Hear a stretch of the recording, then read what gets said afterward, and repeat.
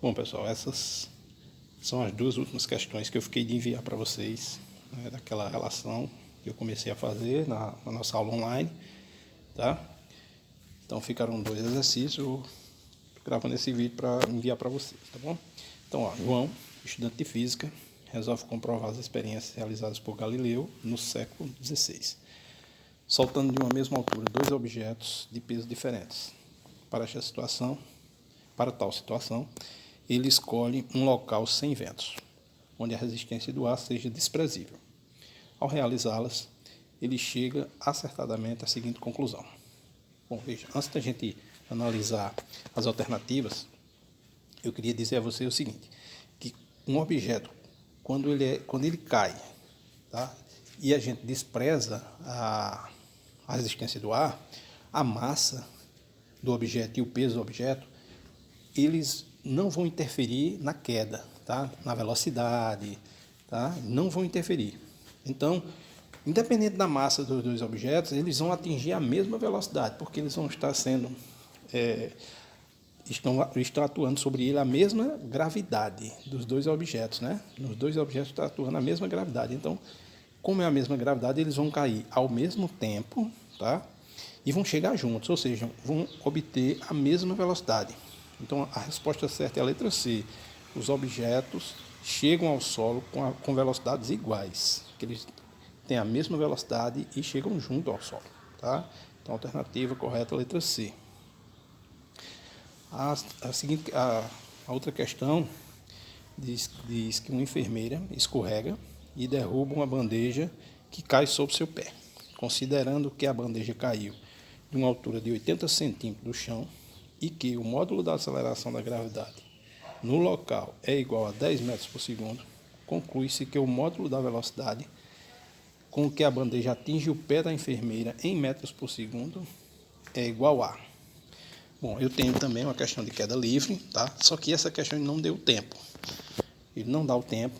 Ele diz que a bandeja cai.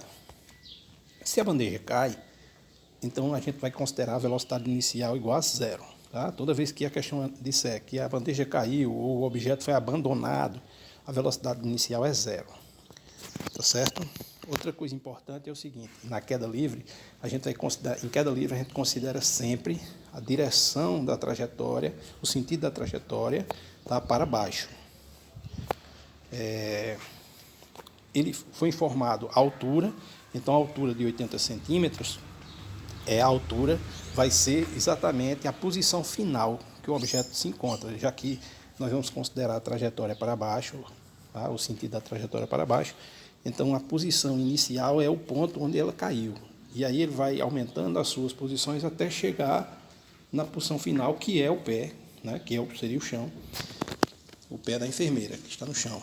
Então, a altura de 80 centímetros é, no caso, a posição final. Tá certo? No caso aí, como ele vai de 0 a 80, também é o deslocamento. 80 centímetros é o deslocamento. Só que, como no final a questão pede a velocidade em metros por segundo, nós vamos ter que converter esse 80 centímetros para metro. Tá certo? Então, nós vamos ter assim, a altura do objeto vai ser o deslocamento. Esse deslocamento é de 80 centímetros, que foi o que ele percorreu, né?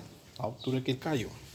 Só que nós vamos ter que mudar, convertendo a unidade de medida. Nós vamos ter que passar de centímetro para metro.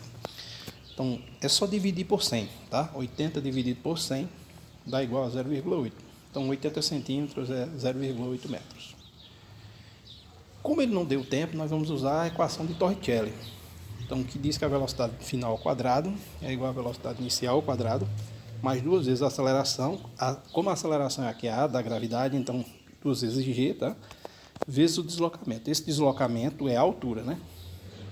Que nós convertemos para metro, que é 0,8. Então eu tenho que a velocidade final ao quadrado é igual à inicial, como eu falei a vocês inicialmente, o objeto caiu. Então, se caiu, a velocidade inicial é zero, tá? Então, 0 ao quadrado mais duas vezes a aceleração, aí a questão informou, a aceleração é de 10, né? 10 metros por segundo ao quadrado, vezes a altura, que é o deslocamento, vezes 0,8. Então, já convertido para para metro. Então, velocidade ao quadrado é igual. Bom, 0 ao quadrado é 0, né? E a soma de 0 com qualquer número é o próprio número. Então, o 0 é um elemento neutro na soma. Então, eu eliminei o 0 e fiquei só com a multiplicação. Multiplicando, eu vou ter que v ao quadrado é igual a 16. Tá? Então, se v ao quadrado é igual a 16... o inverso da potência é a radiciação. Aí eu vou ter que v é igual a raiz de 16. Só que eu tenho aí o mais e menos, mais ou menos, né? Esse mais ou menos é porque matematicamente, tá? Eu tenho que colocar. Por quê? Porque vamos imaginar o seguinte. Se v ao quadrado é 16, se eu disser que v é menos 4 e fizer menos 4 ao quadrado, dá 16. Então, menos 4 é a resposta para essa equação matemática, né? Tá? Então, matematicamente, o menos 4 é a resposta para V. E o 4 também é a resposta, porque 4 ao quadrado também é 16. Então, eu tenho duas soluções para isso. Né? Então, tem dois valores de V, tá? Que elevando ao quadrado dá 16. Só que o sinal, para a física, o sinal indica apenas o sentido, né, do movimento. Quando a velocidade é positiva, o sinal positivo indica que o objeto está andando na mesma trajetória, tá? No mesmo sentido da trajetória. Quando o sinal é negativo, indica que o objeto está se movimentando no sentido contrário da trajetória. Só que, em queda livre, tá? A gente considera sempre o sentido da trajetória de baixo para cima, porque em queda livre o objeto só cai, não sobe, não muda de sentido, né? Ele só cai. Então, quando a gente considera o sentido da trajetória de cima para baixo, tá? De cima para baixo, isso vai dar uma velocidade positiva. Então, esse sinal de menos vai ser descartado por conta disso, tá? Então, V é igual a raiz de 16. V é igual a raiz de 16. E, extraindo a raiz, V é igual a 4 metros por segundo. Então, a nossa velocidade, no final, a velocidade da bandeja atingida, é de 4 metros por segundo. E a alternativa D.